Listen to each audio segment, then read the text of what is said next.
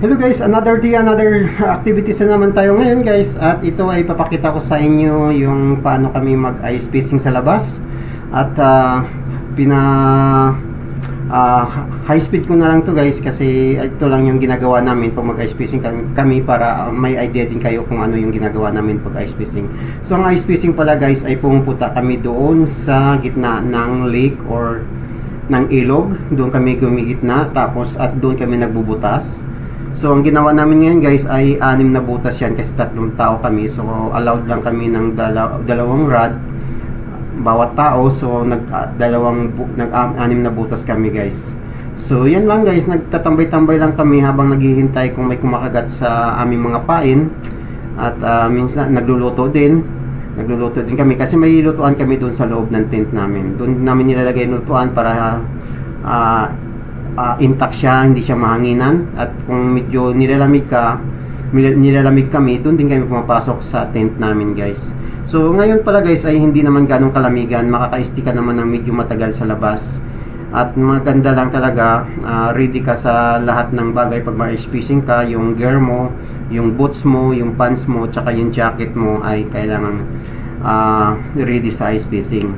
So lang yung ginagawa namin guys ngayon ay nakapagluto na kami at ready na kami for aming lunch. So, ganun lang, parang nagka-camping lang din kayo sa ice fishing. Ang kaibahan lang dito ay hindi sa camping area. Doon kayo sa ibabaw ng lake. Doon kami sa ibabaw ng lake magka-camping at naghihintay kung may kumakagat na isda. So ganun lang, just for fun or just for bonding at nag-i-enjoy kayo sa labas. Hindi yung, kasi ito lang yung ding libangan namin para mag-enjoy ka kaysa mag-stay ka sa bahay at nagmumukpok kasi wala kang activities pag winter kasi mga malamig. So ganun lang guys, mag-ice fishing lang tayo. Tapos kung may huli di masaya at may pang-ulam tayo. Ganun lang. Tapos minsan ako nagsasama talaga ako ng kaibigan, kasi minsan din nagsusulo ako. Pero nakakalungkot kasi pag nagsolo ka guys, tapos kung ano may mangyari sa'yo, wala kang makatulong.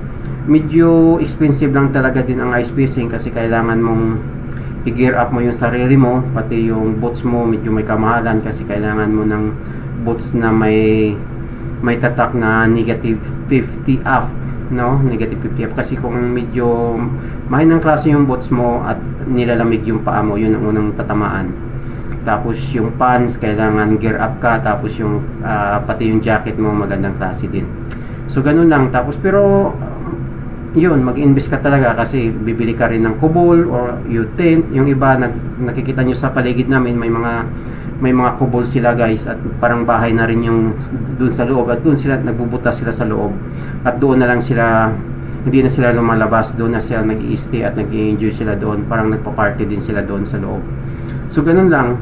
Pero kasi sa ice fishing hindi rin pwede man mag-inom, pero siyempre magda-drive ka, isa sa inyo ay hindi mag-inom kasi magda-drive. Pero kung mag-overnight kayo, pwede naman mag-inom ng lahat, para kasi mawala na naman yung kumbaga yung bisa ng alak pag nakatulog ka na ng ilang oras. So ganun lang. Tapos kailangan mo talaga na may pambutas kayo. Importante din yung pambutas guys ng snow, kasi yung inaapakan namin, ang kapal ng snow ay almost 20 inches na yata ang kapal.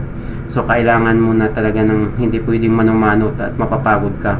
So kailangan mo talaga mag-invest ng pambutas. Tapos yun, tapos magbaon ka ang binabaon lang naman namin mostly noodles. That's all guys. Thank you so much and have a wonderful day.